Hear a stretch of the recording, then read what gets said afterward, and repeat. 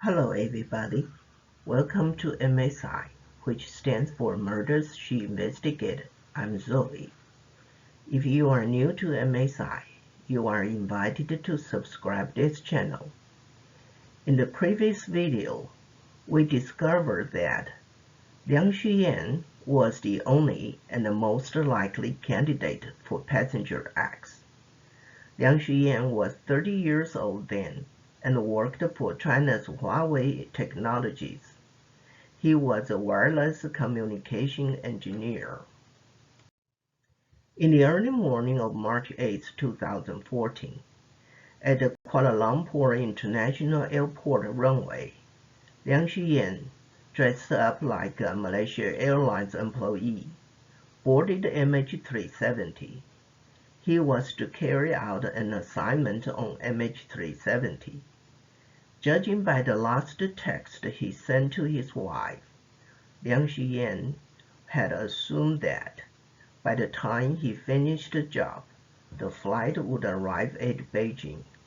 He could then take the opportunity to see his families in China. Liang Xuyan boarded MH370 from the Yi Bay entry, while MH370 was on the runway ready to take off. This bizarre boarding would not have succeeded if Malaysia Airlines did not make arrangements to facilitate. When Liang Xuyan finally realized that the flight was not heading for Beijing, he was in the air. What could he do? This may sound weird to some people, but bear in mind, Liang Xuyan worked for China's Huawei, and Huawei promotes wolf warrior corporate culture. In recent years, more and more governments in the world have realized that Huawei is not an ordinary profit-seeking company. Some governments even believe that Huawei is a part of China's PLA. PLA stands for People's Liberation Army. China's PLA does not take orders from the government bureaucrats. Instead, it pledges its loyalty to the Chinese Communist Party, that is called CCP for short. For decades, China's CCP has had a secret dream to replace the United States as the preeminent world power. To fulfill this dream, Huawei was hatched in the 1990s and has developed into one of the CCP's secret outposts. To comprehend Liang Xuyan's bizarre behavior, it is necessary to first understand Huawei and its wolf warrior corporate culture. Huawei was founded by Ren Zhengfei in 1987. At the beginning, it was a small business and had 14 employees. It imported and sold switches in mainland China for a Hong Kong company. In the 1980s, China was opening up to a more Western consumer style of living and was presented as a potentially huge market for Western products. However, deep-rooted traditional social behaviors continued to dominate daily business practices. These include making personal connections, bribing with money, luxuries, and/or women. All these were business lubricants. Various government officials and the local thugs all routinely expect dues from businesses going through or operating in their respective spheres. These dues add to the business cost and drain profits. Huawei was no exception to these sorts of cultural practices, but Ren Zhengfei knew how to minimize these dues. Ren Zhengfei was an ex-PLA member and had PLA connections. He graced certain key persons and was granted personal favors to take advantage of PLA's fleet when shipping switches. PLA was the founding force for the CCP regime. It assumes many privileges, including tax exemptions and moving freely within the country without being challenged or harassed. Under privately arranged PLA protection, Huawei was doing well. Things began to change in 1992. An unexpected problem confronted Ren Zhengfei.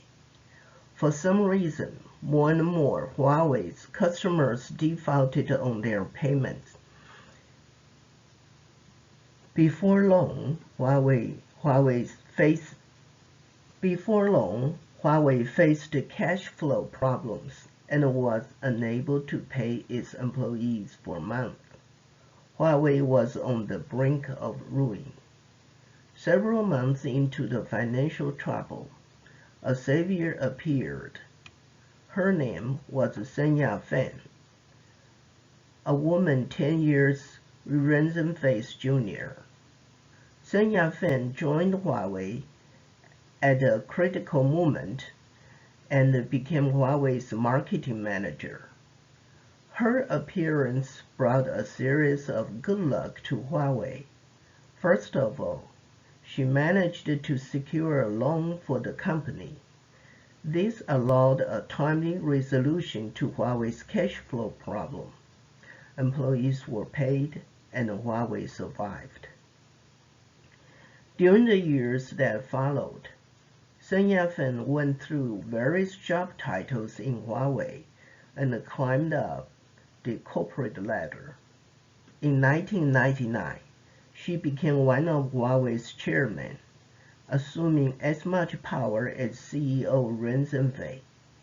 Some insiders even suggested that it was not Ren Zhengfei, but Sun Yat-sen, who had the final say on Huawei's business decisions.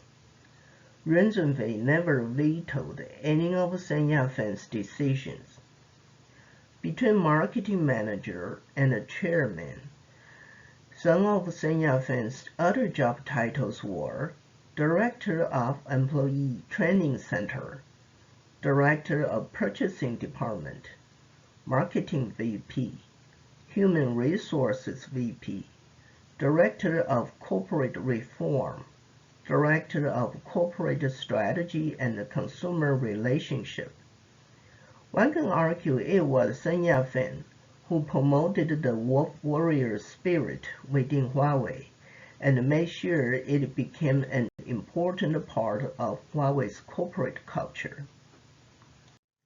So who was this Sun Yat-sen? Like many CCP members, Sun Yat-sen had at least two identities, one public and the other secret. Secretly, she is the CCP's National Security Council. She is the CCP's National Security Council agent dedicated to Huawei. In the 1990s, China was ruled by CCP's General Secretary Jiang Zemin. At that time, the PLA's chief staff, Zhang Wannian, proposed to use businesses as disguises to secretly deploy intelligence networks. Jiang Zemin endorsed this, quote, good idea, unquote. Sun Yat-sen's appearance at Huawei was an example. What Zhang Wannian proposed was not a new idea. The CCP's most famous or infamous comrade, Zhou Enlai, used the same idea to lead his underground party throughout his life. Zhou Enlai's underground party was the core force that defeated their rival, the KMT regime. Again, it was Zhou Enlai and his underground party that paved the way in the 1960s and 70s for the CCP regime to enter and become a member of the United Nations. Huawei, secretly backed up by the CCP, unleashed its wolf warrior employees, easily and rapidly expanding its business throughout China. By the end of the 1990s, Huawei became China's national telecommunication icon.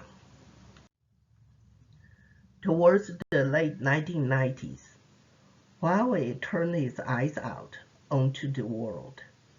It began with bidding on international projects. At the beginning, nobody paid much attention to this unknown Chinese telecommunication company. This perception soon changed, because Huawei succeeded in almost every bid it tendered. Huawei's rivals soon figured out they lost to Huawei in pricing. Huawei was able to offer approximately 40% less than other market competitors every time it tendered a bid. Given demand for a profit margin, no other companies were able to cut their price to Huawei's level. Some tried to analyze Huawei's cost structure, but this was not straightforward. They discovered Huawei was not a listed company and its financial report was not publicly available. However, it was still possible to make an estimate of Huawei's cost. Huawei's market niche was China's cheap labor only. Huawei had to purchase all the parts at market price to complete any project. Estimates revealed Huawei apparently bid below its cost every time. But why? How could Huawei afford to operate at a loss one project after another? How could Huawei not have cash flow problems? To what extent could Huawei afford to lose? Who was Huawei's owner? Finally, people discovered that it was the China Development Bank that had been giving Huawei unlimited financial support. Was Huawei a business of state capitalism? Huawei denied this and insisted it was just a private business like its peers. If so, who was Huawei's owner? Huawei declined to respond. Suspicion continued to mount. Decades later, Huawei finally disclosed its ownership. Huawei's founder, Ren Zhengfei, owned a bit more than 1% of the company's shares. The rest of the shares belonged to its employees through the company's union. The disclosure created an impression that Huawei was not owned by the state but by its employees. This is a myth and should be looked into in the next video. For now, let's take a look at Huawei's wolf warriors. In the telecommunication industry, new technologies constantly emerge to replace old. Research and development of new technologies is essential to stay competitive. Unfortunately, Huawei's research and development capability, if any, is weak. Rather than investing in research and development to build its competitive edge, Huawei opted to take an alternative route, namely, stealing from its competitors. This is where Huawei's wolf warriors come into play. Over the decades, Huawei has left on Earth many wolf warriors' tracks. Some have been noticed, others are yet to be discovered. What are those wolf warriors like? The following are a few widely circulated Huawei stories. They illustrate the actions and behaviors typical of Huawei and its employees. Cisco is an American IT company. In 2003, Cisco found that a Chinese company named Huawei openly stole their intellectual properties. Cisco's legal counsel, Mark, traveled to Shenzhen in southern China, where Huawei's headquarters were located. Mark showed Ren Zhengfei 2 copies of router manual with different covers but identical contents. One was Cisco's manual and the other was Huawei's. Mark advised Ren Zhengfei that Cisco's router and its manual were intellectual properties. Huawei was not allowed to make duplicates without Cisco's consent. Mark was expecting Ren Zhengfei to look embarrassed and apologize. This did not happen. Ren Zhengfei did not even bother to check the manuals. He told Mark that if the 2 manuals were indeed identical, it must be a coincidence. Ren Zhengfei went on by warning Mark not to make groundless accusations. Mark argued, no, it can't be coincidence. In our manual, there are a few typos. When you copied our manual, you even copied those typos. Mark's meeting with Ren Zhengfei was fruitless.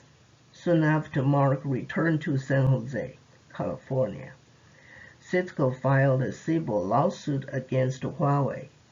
Huawei was accused of theft of intellectual properties. In addition to Cisco's router manual, the copyright infringement also included Cisco's router software. Cisco claimed that the programming code used for Huawei's router was exactly the same as Cisco's. Huawei not only copied the code, the copied codes even included Cisco's programming bugs. When served with a copy of Cisco's legal complaint, Huawei was about to ship a lot of routers. The shipment was stopped at the last minute. Huawei's programmers were called in to review the router codes.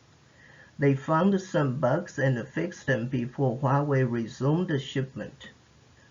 Huawei assumed it had fixed all the bugs, and this in turn would nullify Cisco's claim.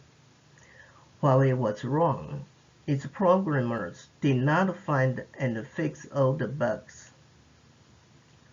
Huawei might be able to practice wolf warrior tricks in China, a land of corruption. However, Huawei was not expected to pull the same tricks and succeed outside China, especially in the United States, a land of laws. Cisco versus Huawei, a straightforward case of intellectual property theft. Cisco was bound to win. In 2004, to many observers' disappointment, Cisco and Huawei settled their case out of court. Huawei did not object to the theft accusation. They agreed to make changes on each and every specific infringement that Cisco identified. It was said that Cisco was satisfied with the settlement. Cisco's satisfaction was beyond comprehension. Was it because Cisco was then too big to be bothered with a small Chinese company? Some speculated that a well-connected middleman approached Cisco to settle the case. In return, Cisco was promised greater Chinese market share. After the settlement, Huawei made an effort to create a winner's image for itself. Its business associates helped spread their version of the truth by saying Cisco agreed not to sue Huawei in the future on similar grounds. In a sense, Huawei came out as a winner. In 2005, Cisco found Huawei again infringed its intellectual property rights. This time, the law was not there to protect Cisco. Did Cisco do the right thing to settle with Huawei in 2004? Cisco entered China's market in 1994. From a profit-seeking perspective, China's huge market seemed very attractive.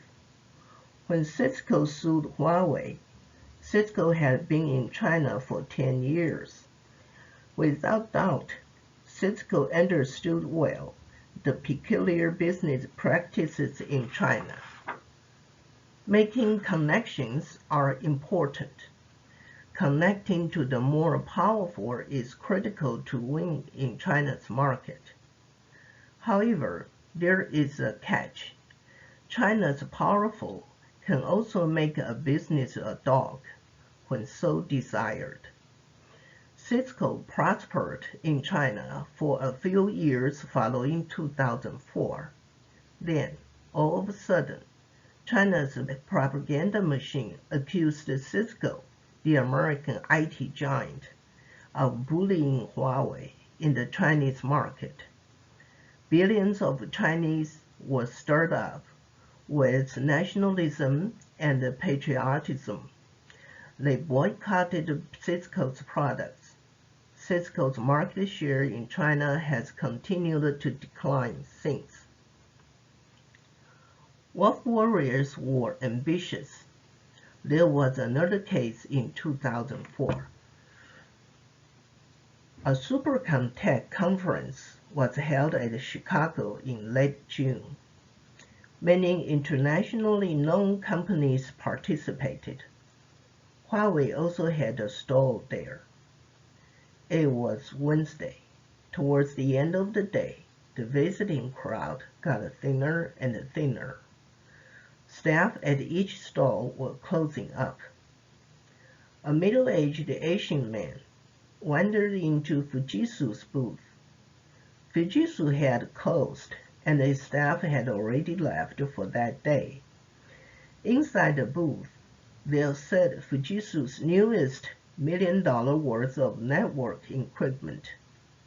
The Asian man lifted the equipment panels and looked at the circuit boards inside for a while.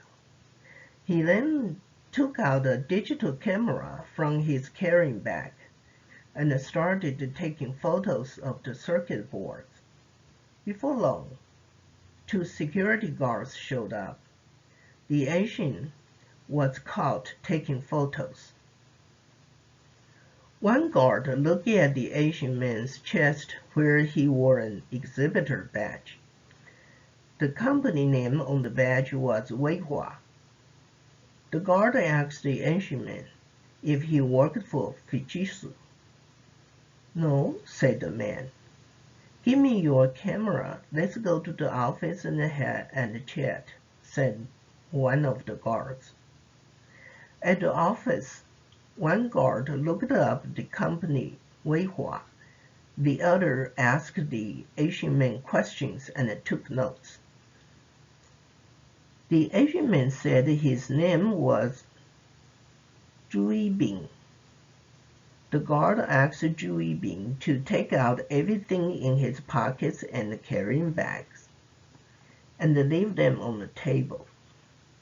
While Zhu Yibing was doing what he was told, the other guard, sitting in front of computers, said, "You know, I cannot find Weihua. It is not on the company list." "Where did you get your exhibitor badge?" asked the interrogating guard. "From my company.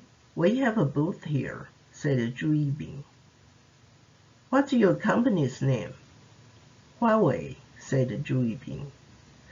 The other guard checked Huawei immediately. Seconds later, he said, "Yes, Huawei is on, from China."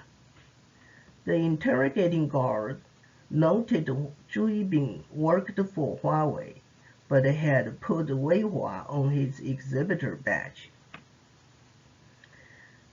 The things Zhu Yibing had taken out of his pockets and the carrying bag were on the table. These things included a digital camera, additional memory cards for the camera, a notepad, and Zhu Yibing's passport. The interrogating guard asked Zhu Yibing to take off his exhibitor badge. Zhu Yibing complied. The guard took the badge and the passport to a copy machine and copied them. He then returned the originals to Zhu Yibing. Next, the guard took a photo of what was left on the table and printed out 2 copies of the photo. He made Zhu Yibing sign one copy and he signed the other. He gave Zhu Yibing the copy with his signature and told Zhu Yibing his security company would take custody of things on the table temporarily. Huawei would hear from the conference organizers soon. Zhu Yibing was escorted out of the conference premises by the 2 guards. The following morning, the conference manager held a meeting with the 2 security guards. They studied the materials confiscated the day before. 3 pages in the notepad contained notes. One was a list, and the other 2 were sketches. The sketches looked like a diagram of some place. It was hard to tell where that place was.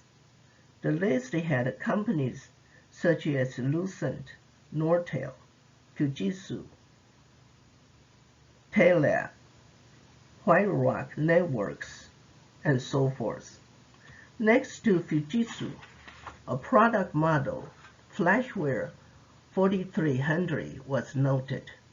Similarly, optical multi-service H6500 was noted next to Nortel.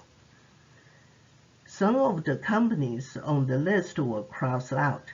It looks like Zhu Yibing had interested in the companies on the list. Those crossed out had likely already been checked out by Zhu Yibing. The 3 of them also checked the digital camera memory cards. One had a photo of Fujitsu Flashware 4300, along with photos of its many parts completely exposed. Other memory cards contained segments of many videos from various companies. The conference manager instructed the security guards to show the materials to the companies on the list and see what they had to say.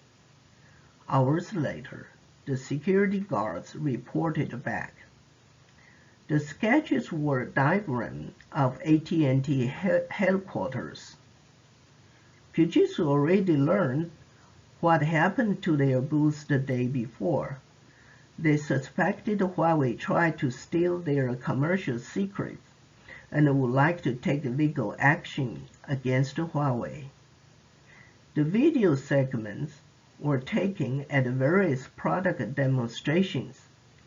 However, some companies noticed that whoever recorded the demos had deliberately chosen certain angles which suggested ill intent. Overall, nobody was pleased to hear what they were told. Several companies indicated that they would like to see Huawei taken to court.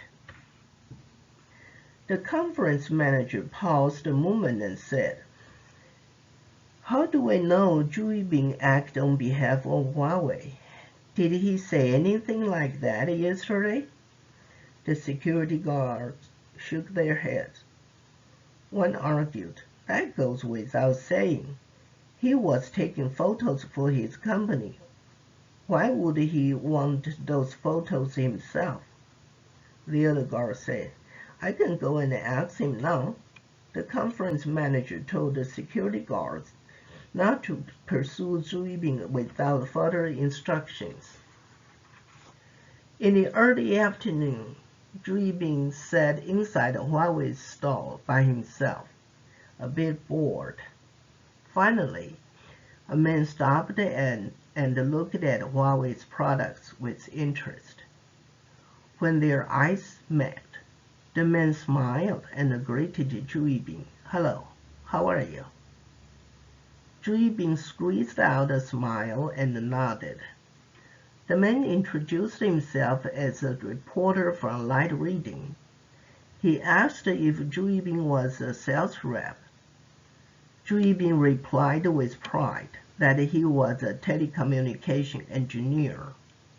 The reporter offered an interview if Huawei was interested.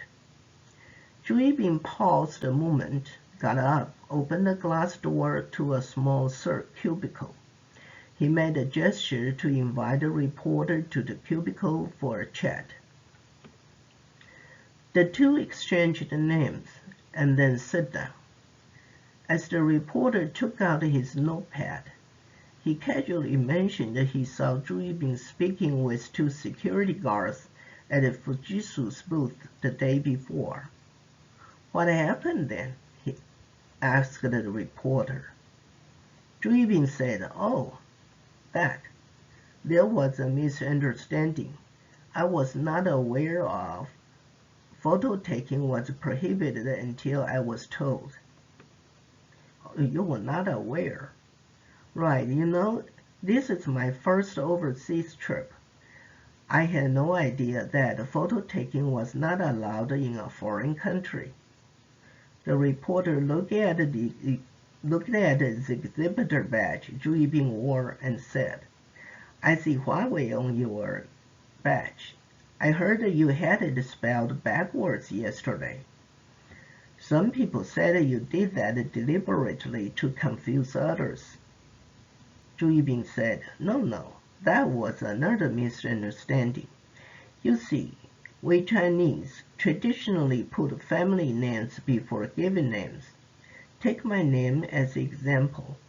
Zhu is my family name, and Yibing is my given name. If I write my name in Western style, it would be Yibing Zhu. That's why I put Weihua on my badge yesterday. As you can see, I have changed it today." "All right," said the reporter. "But why did you go to Fujitsu's booth after they closed and left, and then take the cover off their equipment? Did they give you permission to do that?" Zhu Yibing said, "Where did you hear that? I did not take any cover off any of Fujitsu's equipment. What you heard is not true." The interview went nowhere. The conference organizer wrote Huawei a detailed letter regarding Zhu Yibing's activities. On behalf of the companies concerned, the conference organizer requested an explanation from Huawei. At Huawei's headquarters, Ren Zhenfei held on to the letter until Zhu Yibing returned to Shenzhen. Huawei then made a public statement claiming Zhu Yibing's conducts were not authorized by Huawei, nor did Huawei receive any materials Zhu Yibing collected at the conference. 2 more weeks went by. The conference organizer received a brief reply from Huawei. It claimed Huawei already fired Zhu Yibing because his behavior violated the company's code of conduct. The conference organizer wrote Huawei for additional details. Huawei simply ignored the request.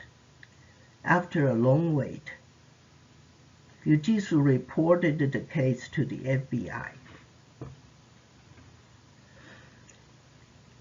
Another example is the case of Wang Weijing. However, in this case, it is unclear if Wang Weijing was fully aware that he was a wolf warrior. Wang Weijing studied Polish when attending Beijing Foreign Studies University. Some suggest it was not a university but a campus to train spies. Nonetheless, upon graduation, Wang Weijing was assigned to work at the Ministry of Foreign Affairs. His first post was an attaché at the Chinese consulate in Poland. Wang Weijing was pleased with his first assignment. It afforded him an opportunity to see the world outside China. He worked there from July of 2006 until January 2011, a total of 4 years and 7 months. He then had a 3-month break. In April of 2011, Wang Weijing began his second job. This time, he worked for Huawei. He was the Director of Public Relations at Huawei's Poland. In 2017, Wang Weijing had a job transfer. He became the Director of the Sales Department at Huawei Poland. The main focus of Wang Weijing's new job was to influence the Polish government to purchase Huawei's products and services. A year later, Wang Weijing was arrested by the Polish government due to a breach of national security. Wang Weijing lost his freedom on January 8, 2019. It was worth noting that on the same day, a Pole named Piotr also lost his freedom. Agents from the Polish government searched the residences and offices of Wang Weijing and Piotr. On the 11th, they were both officially charged with espionage and arrested. Immediately after, Wang Weijing made a public statement via his lawyer, claiming he was innocent, denying any espionage activities. How about Piotr? Who was he? What was his role in Wang Weijing's case? Piotr was a consulting engineer working for Orange, an international telecommunication company. Prior to working for Orange, Piotr was a member of the senior staff of Poland's National Security Bureau.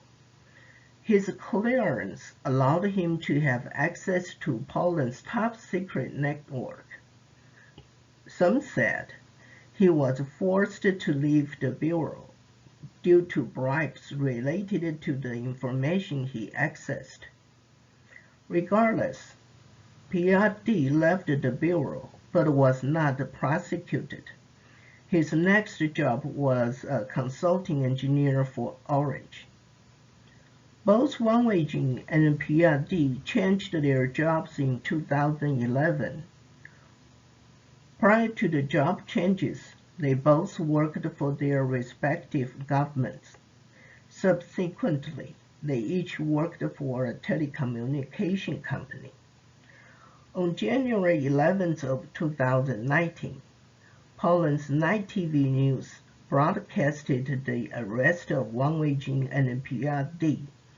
The news went on by saying the two, taking advantage of their job posts, were stealing NATO intelligence for the Chinese Communist regime. The news alerted the Chinese ambassador to Poland. The ambassador contacted Poland's Foreign Affairs Department immediately. requesting case details and the rights to visit Wang Weijing. A visit was granted and the ambassador had a talk with Wang Weijing on the same night. On the next day, Huawei issued a public statement from his headquarters in China. It said Wang Weijing was its employee at Huawei Poland. Wang Weijing recently had acted suspiciously and was arrested by the Polish government. Wang Weijing's personal conduct was declared to be an affront to Huawei.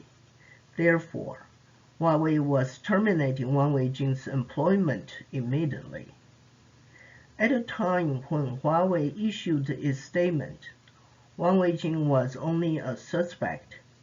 He had not gone through a trial and certainly was not guilty yet.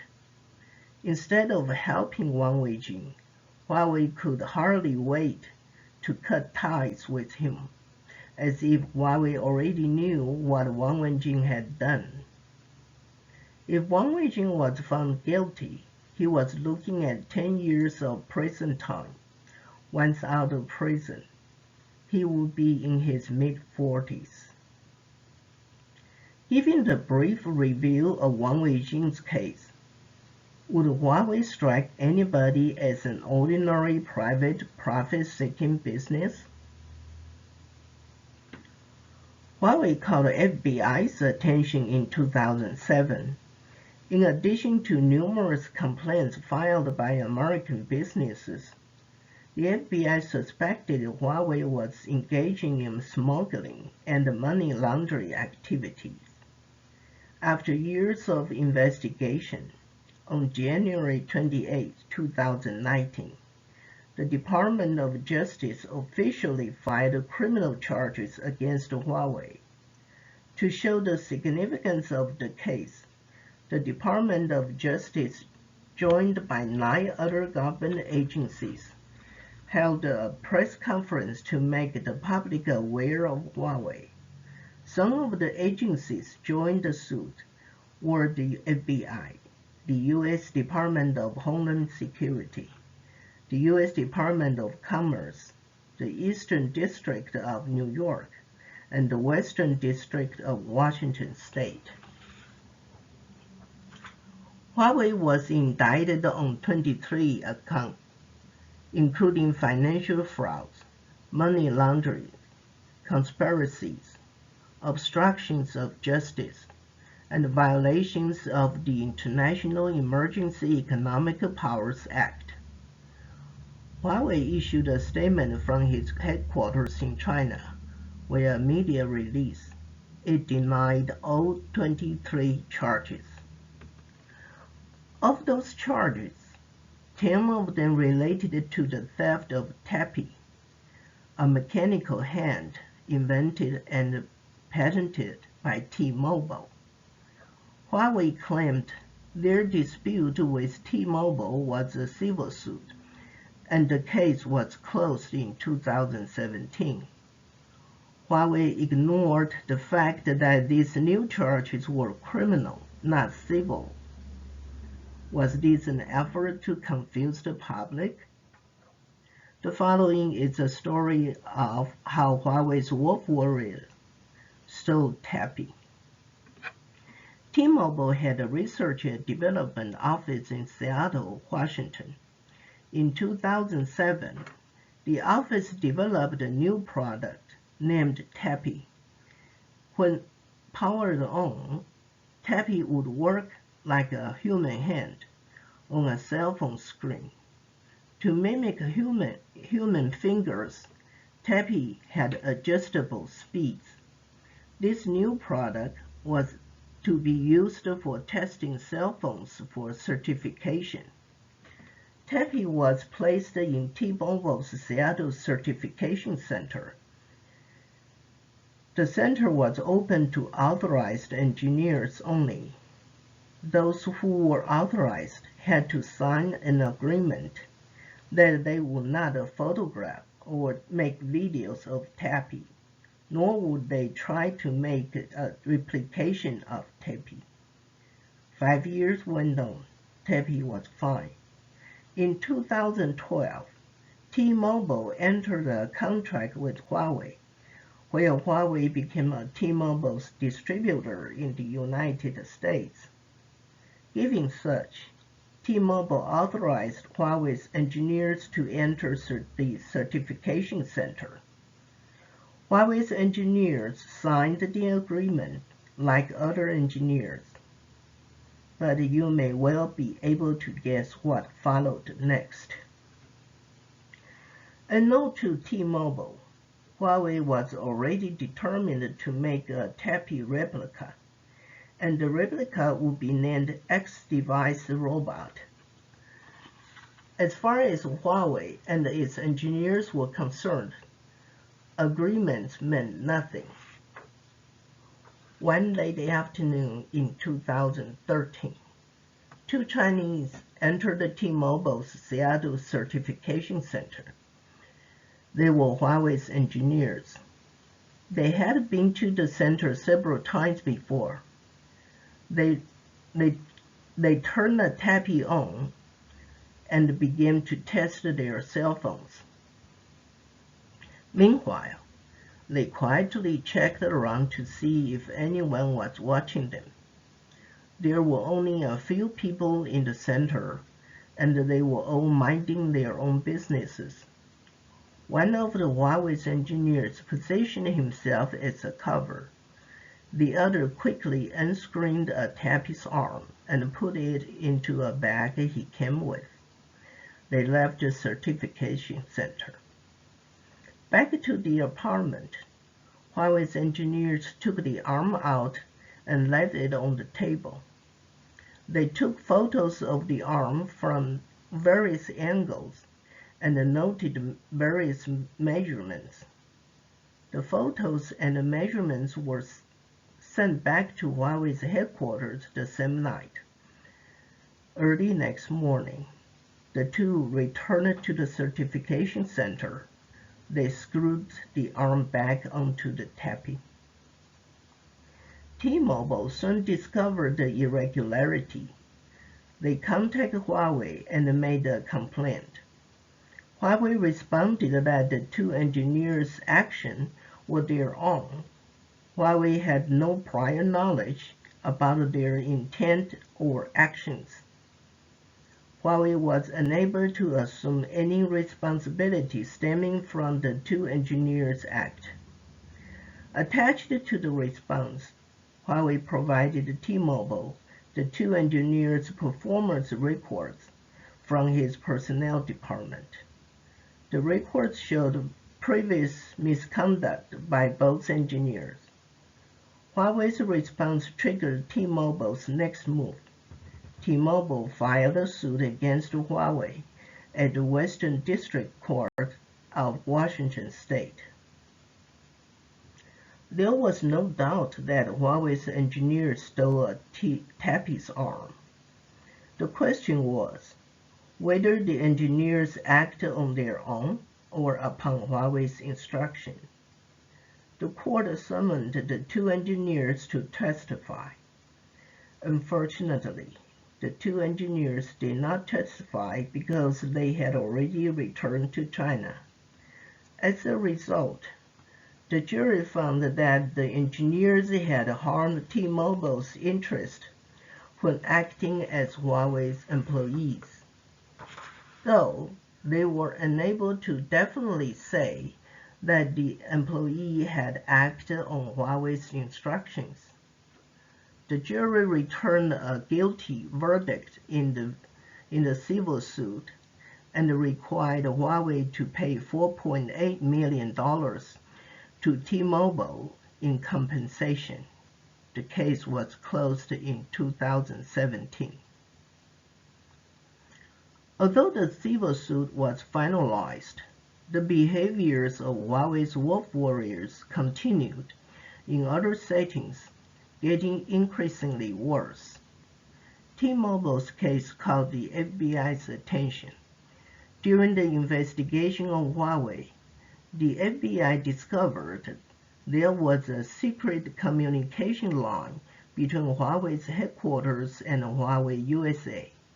In fact, Huawei's headquarters had secret lines to many countries. Emails sent through these lines were coded. Going through the volumes of emails, the following was revealed. Huawei had a policy to reward its employees monetarily for stealing advanced technologies from other companies. Depending upon the value of the stolen technology, employees were rewarded accordingly. Guided by the policy, it was only a matter of time before Tappy was sniffed by Huawei's wolf warriors. When signed up as a T-Mobile's distributor, Huawei was already determined to steal Tappy. Huawei dispatched 2 engineers to Seattle. At the beginning, whenever the 2 engineers went to the certification center to test their cell phones, they would seize every momentary opportunity to quickly and secretly take photos and measurements of Tappy. The materials were sent back to Huawei's headquarters each time. Before long, the project manager at Huawei's headquarters accumulated a small pile of information. To replicate a Tappy, the project manager needed to send specific photos and measurements. This request was impossible to fulfill unless Tappy's arm was taken off. In one late afternoon, the 2 engineers went to the center to unscrew a Tappy's arm. They took the arm back to their apartment and fulfilled the project engineer's request. The district attorney of Washington's Western District learned Huawei and its wolf warriors were actually working together in the theft of Tappy. It was a crime. The district attorney began to collect evidence. Finally, on January 28, 2019, Washington's Western District joined the Department of Justice and filed a criminal case against Huawei. This is all on Huawei and its wolf warriors. If you are new to MSI, you are invited to subscribe this channel. If you are already a subscriber, a thumb up is appreciated. Feel free to share this channel with others. The MH370 incident deserves everybody's attention worldwide for the sake of safe public air traveling. Next time, the video will be about Huawei's owner, the Union. The video is titled, Union, a Misleading Label. See you then.